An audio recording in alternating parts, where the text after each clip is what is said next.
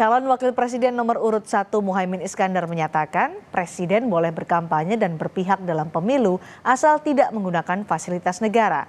Muhaimin menyebut Presiden Jokowi tolong belajar dari Presiden SBY.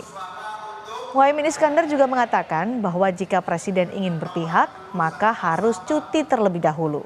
Muhaimin menyebut Jokowi untuk belajar dari SBY.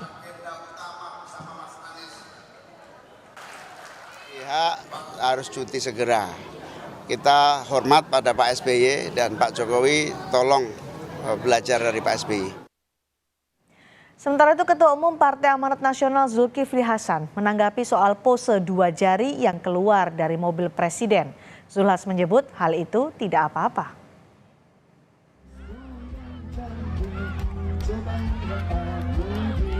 Keluar angka 2 jari Pak, salam 2 jari dari mobil Pak Jokowi keluar salam 2 jari, itu bagaimana komentar Bapak? Enggak apa-apa, yuk, makasih ya. Sebelumnya video acungan pose 2 jari dari dalam mobil kepresidenan yang ditumpangi Presiden Jokowi dan Ibu Iriana menjadi sorotan publik.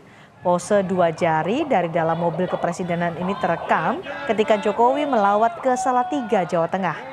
Aksi ini jadi sorotan di tengah isu keberpihakan Presiden dan aparatur negara terhadap paslon tertentu.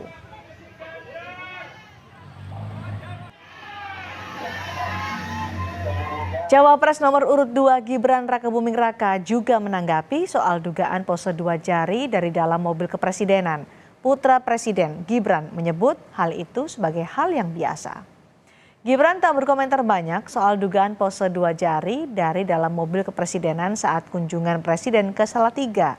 Gibran menilai pose itu hal biasa. Rasa kayak diikutin nggak sih, Mas? 2 jari dari mobil Presiden, Mas, mungkin ada komentar? Hal biasa.